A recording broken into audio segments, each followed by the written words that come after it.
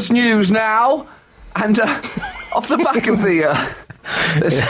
there's no easy way of saying that, is there? In the words of Wolf Blitzer.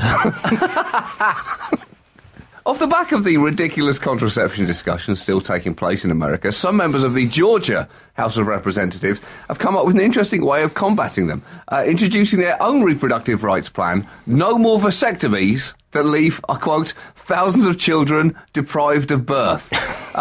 Representative Yasmin Neal's bill, HB 1116, would prevent men from getting vasectomies unless needed to avert serious injury or death. Well played, ladies. It seems like you have learned the ways of the douche from watching us at work. The student has become the master. I don't know how many scenarios that would apply in, when you need a vasectomy to avert serious injury.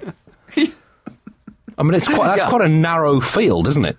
Well, they're just wanting to make sure that that's covered, though. But that's just good bill writing. It's really great to see politicians such as Yasmin Neal responding to idiotic politics with joke politics. That's what America clearly needs. Lowering the bar further and further. And in fact, the joke bill is beautifully written. It says, it is patently unfair that men avoid the rewards of unwanted fatherhood by presuming that their judgment over such matters is more valid than the judgment of the General Assembly. It is the purpose of the General Assembly to assert an invasive state interest in the reproductive habits of men in this state and substitute the will of the government over the will of adult men. Holy shit, Andy. That is some black belt level legislative douchebaggery. But they should have taken it one step further and forced all the old men who've already had vasectomies done to have them painfully reversed instead. And then compulsorily inseminate women. Yes, that's exactly. I think that might turn a decisive number of votes towards a more realistic attitude towards a woman's right to choose. I think Yasmin Neal is possibly in line for a Bugle Big Brass Ovaries Award. And at some point, John, I think the pro-life lobby in America is going to have to address the issue. Should sperms have the vote? And if so, should it be one sperm, one vote, or one ejaculate, one vote? That's a very difficult one for the... I don't know, is that covered in the US Constitution or not?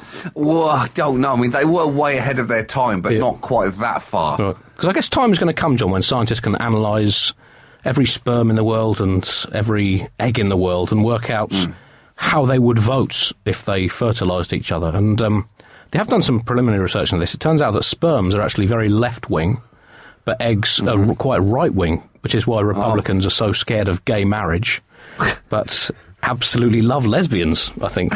I'm not a scientist. But the fact that sperms are left-wing, John, they're almost Stalinist, in fact, in that only one of them gets to achieve anything and millions of them die for nothing. Take that, Stalin. Yeah, take that. Take that. Yeah, Yasmin Neal said, if we legislate women's bodies, it's only fair that we legislate men's. She said she wanted to write a bill that would generate emotion and conversation the way that anti-abortion bills do. Going on to say, there are too many problems in this state. Why are you under the skirts of women? I'm sure there are other places to be. Oh, Yasmin, that is where your otherwise flawless argument falls apart. For there is no other place to be than under women's skirts. One can build a fort under there, take a picnic and read a book.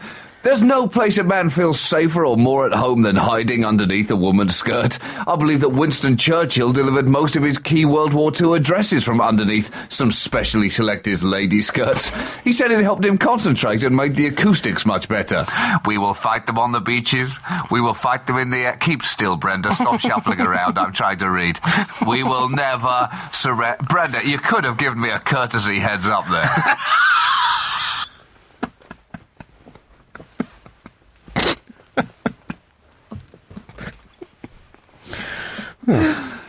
Qualified satirists. Qualified. In fact, Georgia's not the only state fighting back.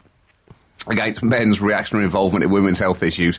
Because earlier this month in Oklahoma, Senator Constance Johnson proposed a provision to an anti-abortion bill that read, any action in which a man ejaculates or otherwise deposits semen anywhere but in a woman's vagina shall be interpreted and constructed as an action against an unborn child. She basically attempted to ban masturbation, Andy. The only problem would have been if they'd called her bluff. This had actually passed, this bill, and America essentially criminalised being a 13-year-old boy. 13-year-old Billy, you're accused of ejaculating or depositing semen somewhere other than a woman's vagina. How do you plead?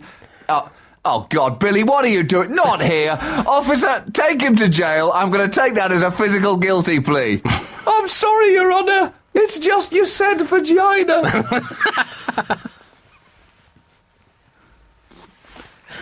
It's gone quite blue this week, hasn't it? It's about to go one step bluer, because finally, in Virginia, in January, the state Senate there debated a bill that required women to have an ultrasound before an abortion. So, Democrat Janet Howell attached an amendment to the bill that required men to have rectal exams and cardiac stress tests before they could receive Viagra. Again, Andy, that is legislative kung fu.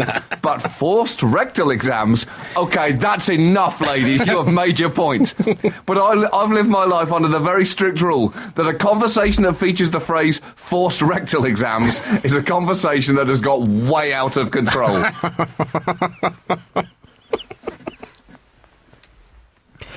That was not a good name to choose for your first band, was it, John?